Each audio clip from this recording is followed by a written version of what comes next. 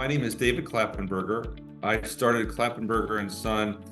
I had really two starts. My first start was when I was a dishwasher at a restaurant. One of the guys at the bar said, "Hey, would you want to paint a townhouse for me?" So I was 16 at that time, and so I guess I was like 1980 something. Yeah, about 1981, and so I did some painting then, just getting started, and did some flyers around the neighborhood, and then kind of let it go. And then my second start was when I was in college.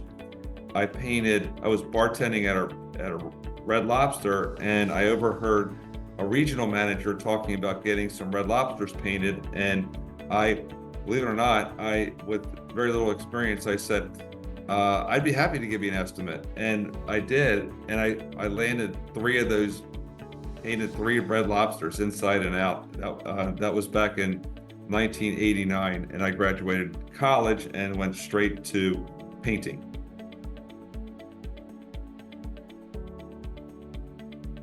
Well, after building my business for 25 years, I will tell you this. I went into a Sherwin-Williams store, and we had fixed some work by another painting franchise, well-known painting franchise. And we had fixed their work many times.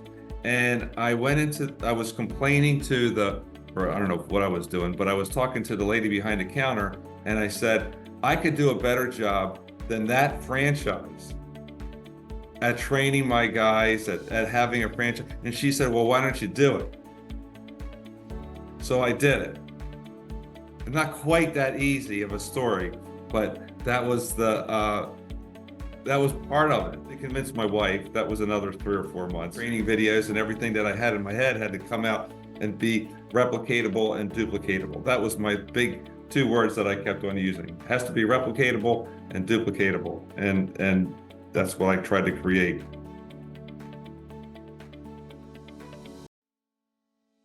First, I think and foremost is that you have to look in the mirror and self-reflect about your limitations, because your company and my company and everybody's company can only be as good as the person who's behind it.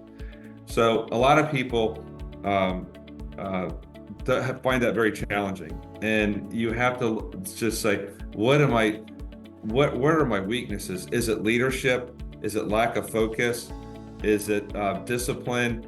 Is it enthusiasm?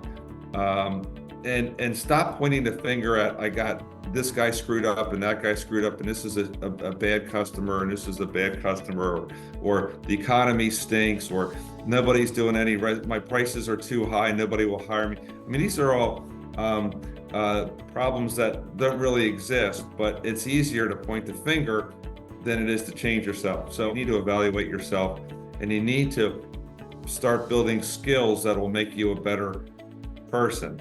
And that takes a lot of work, but it's really the only thing we can change. We really can't change getting a bad customer. We're all going to get bad customers from time to time. We're all going to the economy is going to go up and down. But why do some companies grow? And why, when you go to entrepreneurial classes and self-improvement seminars, it's all about improving yourself. So you can't avoid that. And that also includes leadership. And leadership, if you're a jerk of a boss, if you don't appreciate your guys, or if you're too nice to your guys, none of those things work. This is a business. People need to be treated with respect, but they also need to be held accountable. So those are huge things. I always tell my franchisees, and I told myself all the time, you can't have a great company. You can't even have a good company if you have average crews. If your crews are average, or if your crews are inconsistent, you can't have a good company. You can't, because they're the ones doing all the work. You're just the guy trying to do this, trying to convince the customer that you're the best deal out there. Get rid of your bottom third guys. Just get rid of them. If you can't grow a business and be happy and be not stressed out if you are constantly putting out fires from subcontractors who do a good job, they do a good job, they do a bad job. They do a good job, they do a bad job. They do 2 good jobs, they do 3 good jobs, they do a bad job. You can't do that. You can't work that way. And a lot of us do, and a lot of us have. And I've certainly been that guy. And that's where I say being too nice and too friendly friend with them. Look, it's a business. It's not a social club. It's not a babysitting club. It's not your obligation to hire and keep somebody who as to help out society. You're not. This isn't to help out society. It's to make a profit and pay your bills, and hopefully have enough money, as I say, to take my wife out. And if she wants to get mozzarella sticks for dinner, I'm not sweating that on the bill.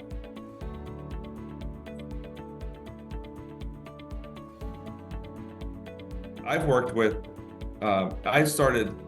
Since I started so long ago, I've had a lot of time to find good SEO companies, good digital marketing companies, and I have struck out so many times, starting in the mid '90s. When it wasn't very complicated, probably in the '90s, and you should have been able to get up to the top quickly.